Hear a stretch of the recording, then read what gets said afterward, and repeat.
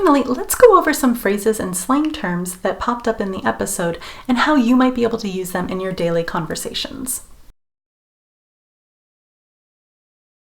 Tonight, a Texas death match. Dr. Hillbilly versus the Iron Yuppie. One man will actually be unmasked and killed in the ring. A yuppie is a term for someone who's young, stylish, and has a really good paying job.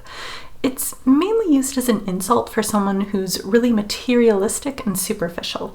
This term was used a lot in the 80s and the 90s, but nowadays people in their 20s and 30s are kind of barely getting by, so it's not really a term that you hear much anymore, but it still pops up every now and then, so it's a good one to know.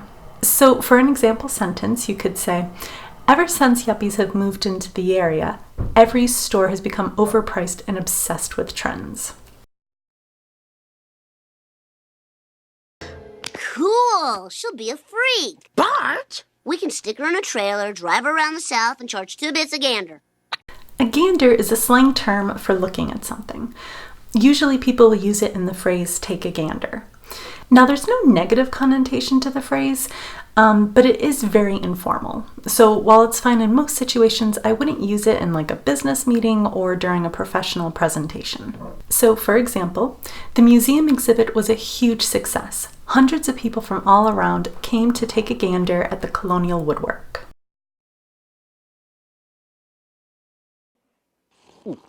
You know what I think of this contract? This! Yeah!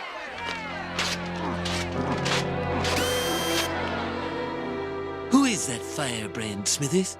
A firebrand is a term for a person who is very passionate about a cause and will strongly advocate for it.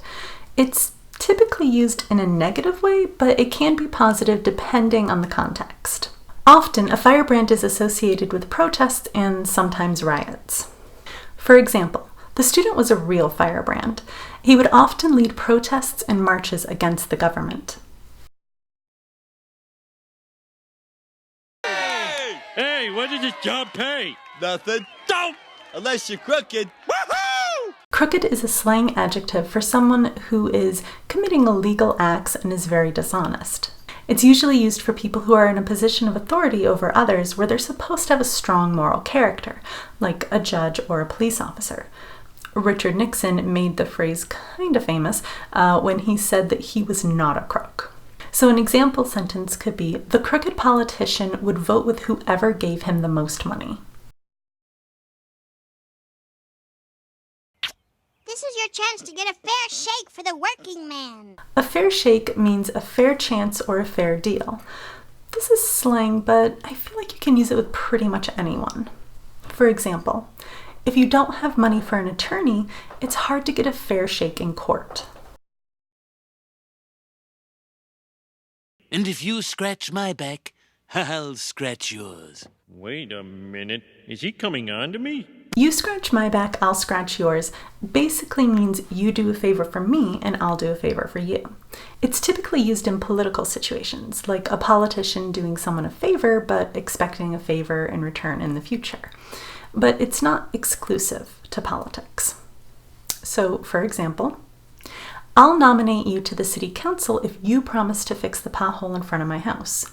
You scratch my back, I'll scratch yours.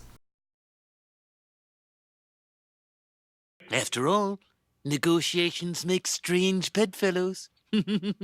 Strange bedfellows refers to an unusual alliance, typically in politics. Think of it as two politicians with very different opposing views coming together on a common issue. People typically wouldn't think that they would be on the same side of a situation or even want to collaborate. For example, the liberal and conservative politicians who wrote the bridge construction proposal together are strange bedfellows.